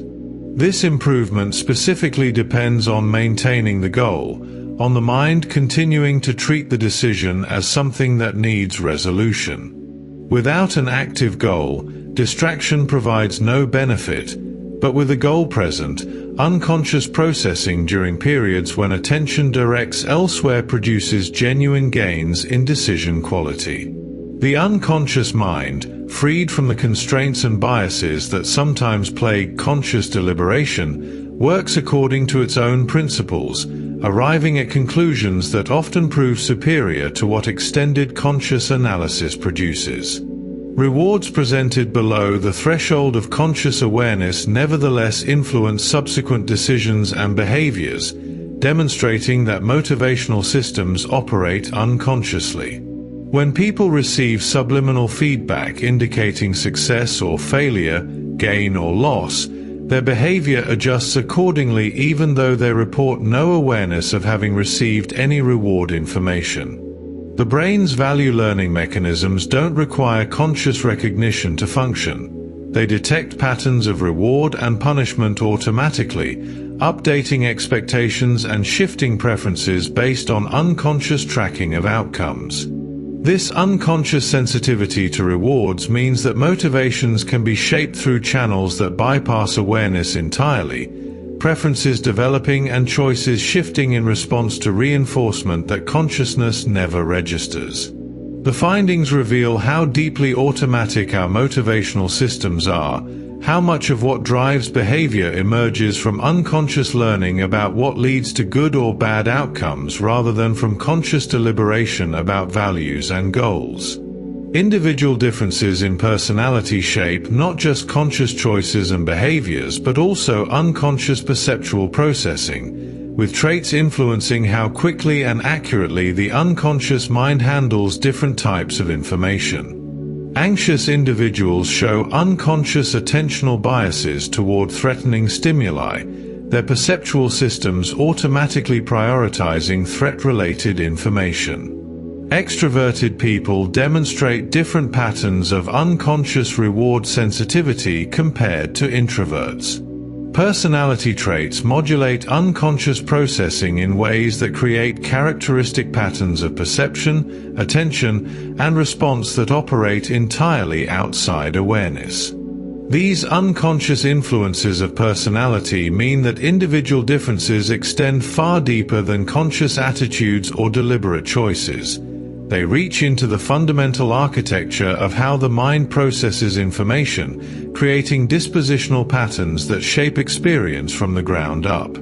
Two people can encounter identical situations yet have profoundly different unconscious responses based on personality traits that color perception before consciousness ever gets involved. Creative breakthroughs often arrive not during focused conscious work but during periods of rest, mind-wandering, or engagement with unrelated activities, a phenomenon reflecting unconscious incubation of problems. When creative challenges are set aside consciously, unconscious processes continue exploring possibilities, making remote associations and combining elements in novel ways without the constraints that conscious thought imposes. The unconscious mind during incubation doesn't follow logical steps or conventional problem-solving strategies. Instead, it makes associative leaps, tries combinations that conscious thought might dismiss as unlikely, and explores conceptual spaces more broadly than focused analysis typically permits. This unconscious creative work produces insights that seem to arrive fully formed, sudden realizations or novel solutions that pop into awareness without any sense of having consciously worked through the steps that led to them. The subjective experience of creative inspiration, ideas arriving as if from nowhere, reflects the surfacing of unconscious incubations products, solutions that unconscious processing discovered while consciousness busied itself elsewhere. Merely exposing people to concepts associated with particular social stereotypes can unconsciously alter their behavior in stereotype-consistent ways, even when they consciously reject the stereotypes. Priming elderly-related concepts leads people to walk more slowly afterward. Activating achievement-related stereotypes improves performance on challenging tasks. Exposure to profess-related words enhances performance on trivia questions. These stereotype priming effects occur without conscious awareness of the connection between the priming stimuli and subsequent behavior, operating through unconscious activation of associated concepts and behavioral scripts. The phenomenon demonstrates how thoroughly concepts are linked in unconscious knowledge networks, how activating one node spreads to connected ideas and behaviors automatically. It also reveals how vulnerable we are to unconscious influences, our behavior shifting in response to subtle environmental cues that consciousness never notices, stereotypes shaping actions even in people who consciously oppose stereotyping through unconscious channels that bypass deliberate control. Pattern recognition represents one of the unconscious mind's greatest strengths, the ability to detect regularities, extract structure, and identify familiar configurations with remarkable speed and accuracy. Where conscious analysis laboriously compares features and evaluates alternatives, unconscious pattern recognition operates holistically and rapidly, matching current input against vast stores of encoded patterns to achieve instant recognition. A chess master sees meaningful patterns in board positions, a radiologist detects subtle anomalies in scans, an experienced driver anticipates traffic flow, all through unconscious pattern recognition that operates too quickly and automatically for conscious analysis to track. This capacity depends on extensive experience, the unconscious systems having encoded thousands of patterns through repeated exposure, but once established, pattern recognition provides near-instantaneous access to knowledge and enables expert performance that seems effortless precisely because the hard work happens unconsciously. The conscious mind receives conclusions, recognitions, intuitions produced by unconscious pattern matching systems that have already done the complex work of comparing current situations to stored knowledge. Emotions, particularly those related to potential threats or opportunities, can be triggered unconsciously in response to stimuli that never reach awareness, and these unconscious emotional responses support rapid survival-relevant behaviors. The fear response to a snake-like shape can begin before conscious recognition that anything threatening appeared, the unconscious threat detection system having initiated defensive responses milliseconds after the stimulus arrived. Similarly, unconscious positive emotional responses to potential rewards orient attention and motivate approach even before conscious awareness of what prompted the reaction. These unconscious emotional triggers evolve to enable rapid responses in situations where survival depends on speed, where waiting for conscious evaluation could prove fatal. In modern environments, the same systems continue operating, generating emotional responses to stimuli that may no longer be life-threatening but that match patterns established through evolution or individual experience. We feel emotions whose origins we cannot identify because unconscious systems have already evaluated situations and triggered responses before consciousness catches up. The power of expectation extends so deeply into unconscious processing that merely believing one has consumed alcohol can produce behavioral changes that mimic actual intoxication, even when the drink contained no alcohol at all. Expectations about substances, situations, or interventions activate unconscious processes that generate experiences and behaviors consistent with those expectations. People given placebo alcohol show impaired judgment, increased risk-taking, and reduced inhibition not because of pharmacological effects but because unconscious systems respond to expectations by producing expected outcomes. This placebo effect reveals how thoroughly top-down expectations shape bottom-up experience, how much of what we experience reflects not just objective reality but unconscious interpretations and constructions guided by prior beliefs. The unconscious doesn't passively receive and process information. It actively generates experience based on expectations, creating subjective realities that can diverge substantially from objective circumstances when expectations are strong enough to shape unconscious processing. The continuation of unconscious processing during periods of conscious distraction requires more than simply having encountered information. It depends on maintaining an active goal related to that information. When people set a goal to make a decision or solve a problem, then engage in unrelated activities, unconscious processing continues working on the goal-relevant material.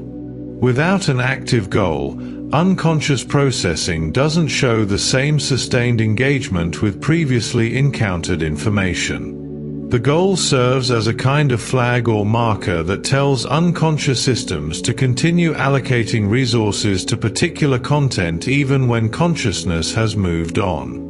This goal-directed unconscious processing explains why setting intentions before rest or distraction can enhance outcomes, why sleeping on decisions sometimes helps, why insights often arrive after periods of mind-wandering. The unconscious respects goals, continuing to work toward their achievement even without conscious monitoring, but it needs those goals to be set and maintained for sustained processing to occur. Learning about value, discovering which stimuli predict rewards and which predict punishments, can occur entirely unconsciously when the stimuli themselves remain below the threshold of awareness. Subliminal presentations of stimuli paired with rewards or punishments activate brain circuits involved in value learning, updating predictions about stimulus value without conscious awareness of the learning process. The unconscious mind tracks statistical patterns of reinforcement automatically, detecting which cues reliably precede good or bad outcomes and adjusting responses accordingly. This unconscious conditioning shapes preferences, motivations, and approach avoidance tendencies through processes that operate outside awareness and often outside voluntary control. We develop likes and dislikes, attractions and aversions, that we cannot explain or justify because they formed through unconscious value learning in response to contingencies we never consciously registered. The motivational architecture that guides behavior rests partly on these unconscious value representations, learned associations between stimuli and outcomes that shape what we seek and what we avoid without our knowing where these preferences came from. The unconscious mind employs shortcuts, simplified rules of thumb that allow rapid decision-making without exhaustive analysis of every factor. These heuristics prove remarkably effective in many situations, enabling quick judgments that approximate optimal choices without requiring extensive computational resources. However, The same simplifications that make heuristics efficient also introduce systematic biases, predictable errors that arise when simplified rules encounter situations where their assumptions don't hold. Unconscious heuristics might judge likelihood by how easily examples come to mind, leading to overestimation of vivid or recent events. They might evaluate options relative to arbitrary reference points rather than absolute values, creating framing effects where logically equivalent choices produce different responses. The biases emerge not from failures of reasoning but from the very structure of unconscious heuristics, built-in features of simplified processing that trade perfect accuracy for speed and efficiency. We make countless judgments each day using these unconscious shortcuts, benefiting from their efficiency while remaining vulnerable to the systematic errors they produce, biases operating entirely outside awareness yet shaping decisions and evaluations throughout our lives. When stimuli are paired together below the threshold of conscious awareness, the associations formed between them can persist and influence judgments long after the initial exposure, sometimes for days or weeks.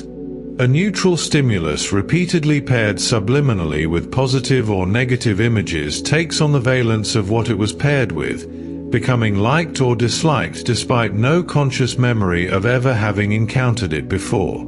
These unconsciously formed associations demonstrate remarkable durability, continuing to shape preferences and evaluations across time and contexts far removed from the initial learning episode. The longevity of subliminal conditioning effects reveals that unconscious learning creates stable changes in knowledge structures, not merely temporary activations that fade quickly. What the unconscious learns, it remembers, even when consciousness has no record of the learning having occurred. The associations embedded in unconscious networks continue influencing responses indefinitely, shaping the landscape of preferences and reactions that guide behavior long after their origins have been lost to time and the impossibility of conscious recall. The unconscious systems responsible for inhibiting inappropriate responses don't simply apply fixed rules rigidly. Instead, they adapt flexibly to changing task demands, adjusting what gets inhibited based on current goals and contexts. When task requirements shift, unconscious inhibitory mechanisms reconfigure themselves automatically, suppressing different responses or applying different thresholds without requiring conscious reprogramming. This flexibility allows smooth transitions between tasks, appropriate behavior across varying contexts, and rapid adjustment to changing circumstances. The unconscious doesn't just execute predetermined programs, it monitors contexts, detects relevant task demands, and modulates its own operations accordingly. The adaptive nature of unconscious inhibition means that behavioral control emerges from dynamic unconscious processes that continuously adjust to circumstances rather than from static response patterns that require conscious intervention to modify. We navigate smoothly through constantly changing social and physical environments partly because unconscious control systems flexibly reconfigure themselves to match what each situation demands. During states of reduced consciousness like deep sleep or general anesthesia, brain regions remain connected in the sense that physical pathways between them persist, yet the coherent communication patterns that characterize waking consciousness disappear. The brain maintains its structural connectivity, the anatomical links that allow regions to influence each other, but loses the functional integration, the coordinated patterns of activity that enable complex information processing and unified conscious experience. This dissociation between persistent connectivity and absent coherence suggests that consciousness requires not just that brain regions can communicate, but that they communicate in specific synchronized patterns. The sleeping or anesthetized brain shows activity, individual regions continue functioning, but the orchestrated coordination dissolves, leaving isolated pockets of processing without the integration necessary for awareness. The return of consciousness involves not the creation of new connections but the re-establishment of coherent communication patterns across existing networks, functional integration re-emerging as the brain transitions from unconscious to conscious states. Even individuals who have lost all conscious vision due to damage to visual cortex can sometimes receive unconscious visual information through pathways that bypass the damaged areas. Their eyes continue functioning, transmitting signals through alternative neural routes to brain regions that process visual information unconsciously, enabling responses to visual stimuli despite complete absence of visual awareness. These individuals might navigate around obstacles they cannot consciously see, respond to emotional expressions on faces they report not perceiving, or show physiological responses to visual threats they remain entirely unaware of experiencing. The phenomenon demonstrates that conscious vision represents only one pathway through which visual information can influence behavior, that the eyes serve multiple unconscious systems in addition to generating conscious visual experience. The dissociation between functional vision and conscious seeing reveals how much the brain can accomplish with sensory information that never reaches awareness, unconscious visual processing continuing to guide behavior even when the neural pathways necessary for conscious sight have been destroyed. Different methods of rendering stimuli invisible produce distinct patterns of unconscious processing, suggesting that there isn't a single type of unconscious visual representation but rather multiple forms depending on how visibility was prevented. Stimuli made invisible through masking, through presenting them too briefly, through binocular rivalry, or through other techniques activate different patterns of brain activity and enable different kinds of unconscious processing. Some methods of creating invisibility allow deeper semantic processing than others. Some permit unconscious priming of motor responses while others don't. Some produce emotional responses that others fail to trigger. This variability reveals that unconscious processing isn't all or nothing, that there exist degrees and types of unconscious representation with different functional properties. The nature of unconscious processing depends not just on whether a stimulus reaches awareness but on the specific mechanisms that prevented awareness, each creating its own characteristic pattern of what unconscious systems can and cannot do with information that remains invisible to consciousness. The bizarre narratives and vivid imagery of dreams may originate not from meaningful psychological processes attempting to express unconscious content, but from the brain's attempts to make sense of essentially random neural activity occurring during sleep. According to this perspective, the sleeping brain generates spontaneous bursts of activation in various regions, particularly those involved in emotion, memory, and sensory processing, and the dreaming mind constructs narratives that synthesize these random signals into seemingly coherent experiences. The strangeness of dreams reflects the challenge of creating meaningful stories from neural activity that doesn't follow the logic of waking experience, producing the characteristic dream qualities of discontinuity, impossible events, and emotional intensity untethered from realistic contexts. Whether dreams arise from random synthesis or meaningful unconscious processing remains debated, but the synthesis hypothesis highlights how actively the mind constructs experience, taking whatever neural activity occurs and weaving it into narratives, even when the source material provides little coherent structure to work with.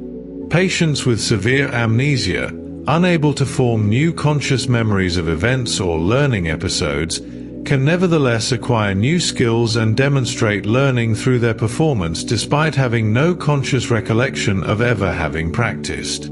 A person might learn to solve puzzles, improve at motor tasks, or acquire cognitive skills through repeated practice while maintaining complete amnesia for the practice sessions themselves. When tested, they perform at levels indicating substantial learning, yet they consciously believe they've never encountered the tasks before. This dissociation between skill learning and conscious memory demonstrates that different memory systems operate independently, with procedural learning systems capable of encoding and refining skills without requiring the episodic memory systems that support conscious recollection. The unconscious systems responsible for skill acquisition work through mechanisms separate from those that create conscious memories, allowing learning to accumulate outside awareness and persist even when brain damage has devastated the capacity for conscious remembering. Exposing people to simple visual images, mere line drawings or photographs of eyes watching, can unconsciously influence social behaviors like cooperation and honesty without conscious awareness of the connection between what they saw and how they acted. The presence of eye-like stimuli, even highly stylized representations, activates unconscious concerns about being observed and evaluated, triggering behaviors appropriate for situations where reputational consequences matter. People become more cooperative, more generous, more honest when unconsciously primed with images suggesting observation, even though consciously they recognize these are just pictures with no actual observers present. The effect demonstrates how deeply social instincts are woven into unconscious processing, how automatically the mind responds to cues of social presence with appropriate behavioral adjustments. The unconscious doesn't carefully analyze whether observation is real or possible. It responds to cues according to patterns established through evolution and experience, adjusting behavior based on automatic detection of social relevant features in the environment. The range of unconscious cognitive processes extends across multiple domains, with subliminal stimuli capable of undergoing various forms of integration and processing that occur entirely outside awareness. Unconscious systems can integrate features into unified object representations, combine semantic information from multiple sources, perform arithmetic operations on numerical stimuli, and coordinate information across different modalities. This multiplicity of unconscious integration processes reveals that the unconscious mind doesn't simply detect isolated features or respond to individual stimuli. It constructs meaningful representations, finds relationships, performs computations, and achieves integration of information that rivals in sophistication what consciousness accomplishes. The unconscious operates not as a primitive system limited to simple detection, but as a complex cognitive architecture capable of performing many of the operations traditionally attributed exclusively to conscious thought. The boundary between what requires consciousness and what can occur unconsciously proves far more permeable than once believed, with unconscious processes demonstrating capabilities that challenge assumptions about consciousness being necessary for sophisticated cognition. When words in a foreign language are presented subliminally during initial exposure, below the threshold where learners consciously register having seen them, these unconscious encounters nevertheless affect how accurately the words are later translated when encountered consciously. The unconscious mind has processed the vocabulary, formed preliminary associations, begun encoding relationships between new words and their meanings, all without the learner having any awareness that learning occurred. When the words appear again in conscious contexts, translation improves compared to words that were never presented subliminally, revealing that the earlier unconscious exposure left traces that facilitate later conscious processing. This unconscious vocabulary learning demonstrates that language acquisition involves more than conscious study and deliberate memorization. The unconscious continuously extracts linguistic information from the environment, building knowledge that supports later conscious learning even when the initial encounters left no conscious memory. The boundary between knowing and not knowing proves less sharp than it seems, with unconscious partial knowledge smoothing the path for subsequent conscious mastery. The influence of unconscious cognition on behavior isn't static or mechanical but rather dynamic, continuously adjusting to changing circumstances, current goals, and environmental contexts. Unconscious processes don't simply trigger fixed responses. They modulate behavior flexibly, increasing or decreasing the strength of various tendencies based on complex evaluations of situational factors. The same unconscious process might produce different behavioral outcomes depending on what goals are active, what social norms seem relevant, what competing motivations exist in the moment. This dynamic modulation means unconscious influence operates through subtle adjustments rather than deterministic control, nudging behavior in certain directions while remaining responsive to other factors. The relationship between unconscious processing and behavior involves continuous calibration, with unconscious systems monitoring multiple streams of information and adjusting their influence moment by moment.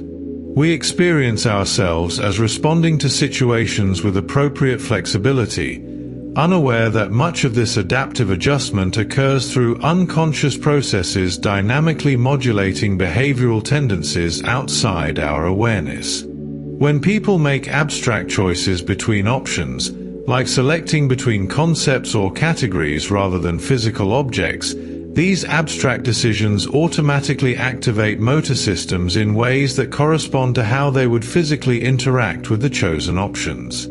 Choosing something conceptually associated with approach activates approach-related motor patterns, while choosing to avoid or reject activates withdrawal movements, even though no actual physical action is required or performed.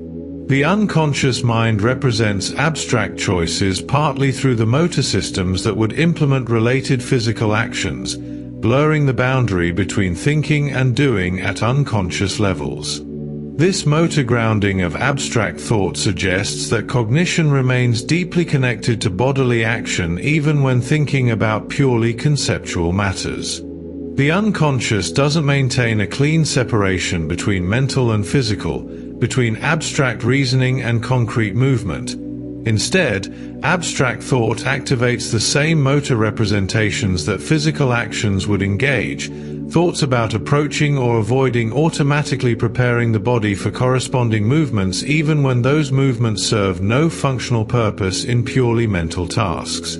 The brain constantly generates predictions about incoming sensory information based on past experience and current context, and perception emerges from the process of comparing predictions to actual input, with only prediction errors requiring further processing.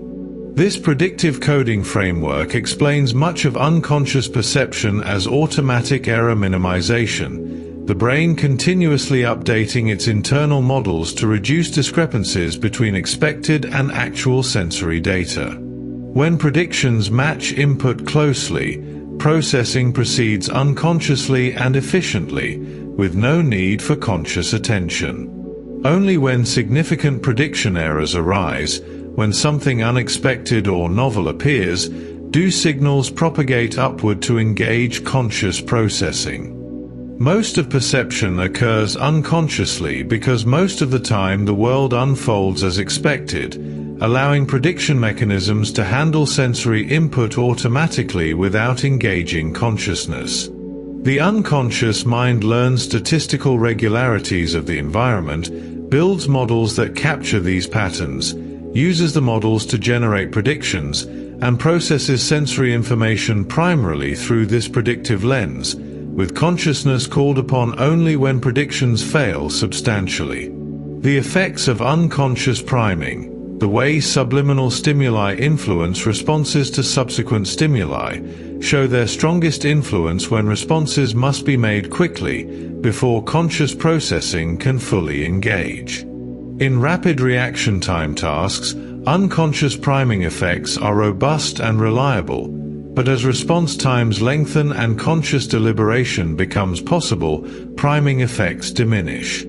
This time course reveals that unconscious and conscious processes operate on different timescales and can produce competing influences, with unconscious priming dominating early automatic responses while conscious processing exerts greater control over slower, more deliberate actions. The pattern suggests that unconscious influences are most powerful when speed demands prevent conscious intervention, when automatic processes must carry the burden because there's insufficient time for conscious evaluation. In everyday life, this means unconscious influences likely prove strongest in situations requiring rapid responses, in habitual behaviors that have become automatic, and whenever cognitive resources are depleted or attention is divided, circumstances that favor unconscious over conscious control of behavior.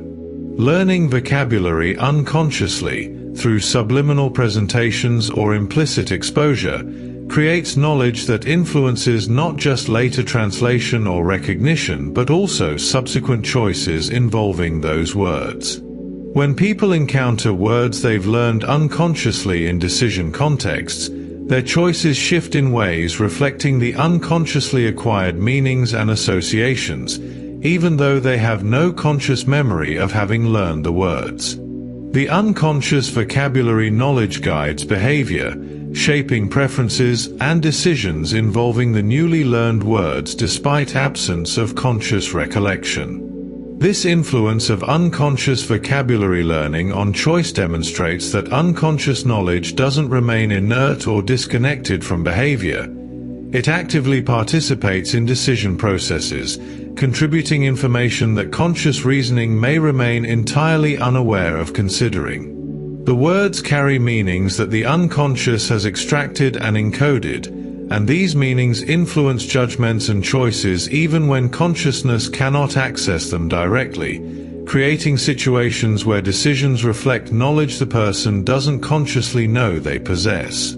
Advanced analysis of brain activity patterns reveals that people can learn to categorize stimuli unconsciously, forming category boundaries and sorting items into groups without conscious awareness of the categorization scheme. The neural patterns distinguishing different categories emerge in brain activity even when participants report no conscious knowledge of what makes categories different or which items belong to which groups. These brain-based measures of category learning detect knowledge that behavioral reports and explicit tests fail to reveal, capturing unconscious learning that occurs beneath the threshold of awareness. The finding demonstrates that category learning, long considered a fundamentally conscious cognitive achievement requiring explicit hypothesis testing and deliberate rule learning, can actually occur unconsciously through implicit pattern detection. The unconscious mind extracts regularities distinguishing categories, forms representations that group similar items together, and can even apply these unconscious categorization schemes to novel items, all while consciousness remains ignorant of what has been learned or even that any learning has occurred. Experimental methods that force participants to choose between options even when they claim to have no conscious knowledge can reveal unconscious information that standard testing procedures miss. When people say they're merely guessing, that they have no idea which option is correct, forced choice performance often exceeds chance levels, demonstrating that unconscious knowledge guides selection even in the absence of conscious confidence or subjective sense of knowing. This dissociation between conscious experience and behavioral performance isolates unconscious knowledge, capturing what the unconscious knows separately from what consciousness can access. The forced choice methodology has revealed unconscious learning in amnesia, unconscious perception in blindness, unconscious memory in conditions where recall and recognition both fail. By removing the option to abstain, by insisting on choice despite claimed ignorance, these methods compel unconscious knowledge to express itself through behavior, making visible what would otherwise remain hidden because consciousness cannot report what it doesn't experience. Sophisticated statistical techniques allow researchers to model unconscious perception quantitatively, estimating the strength of unconscious processing, measuring the amount of information available unconsciously, and characterizing the quality of unconscious representations with precision impossible through subjective reports alone. These modeling approaches can separate unconscious perception from residual conscious perception that participants fail to report, distinguish different types of unconscious knowledge, and track how unconscious information degrades or persists over time. Statistical modeling has revealed that unconscious perception is often more robust and carries more information than subjective reports suggest, that claims of complete unawareness sometimes coexist with substantial unconscious knowledge, and that the relationship between consciousness and perception proves more complex than simple threshold models assume. The quantitative approaches transform unconscious perception from a binary present or absent phenomenon into a graded, measurable quantity that can be characterized with scientific rigor, bringing precision to a domain once accessible only through introspection's necessarily limited lens. When neutral stimuli are paired with emotional events through unconscious conditioning procedures, the value associations formed can prove remarkably durable, producing lasting changes in how those stimuli are evaluated and approached. A neutral face repeatedly paired subliminally with negative images becomes persistently disliked. A neutral object associated unconsciously with rewards becomes chronically preferred, even after numerous subsequent exposures without any reinforcement. These unconscious emotional conditioning effects don't simply create temporary preferences that fade once the pairing ends. They establish enduring changes in value representations stored in unconscious systems. The lasting nature of unconsciously conditioned values suggests that much of what we like and dislike may trace back to associations formed outside awareness, pairing events we never consciously registered, creating preferences that persist indefinitely. Our emotional landscape, the patterns of attraction and aversion that guide countless daily choices, rests partly on these unconscious value associations, emotional conditioning that occurred beneath awareness yet continues shaping behavior across time, contexts, and circumstances far removed from the original learning episodes that established what we would come to like and what we would learn to avoid.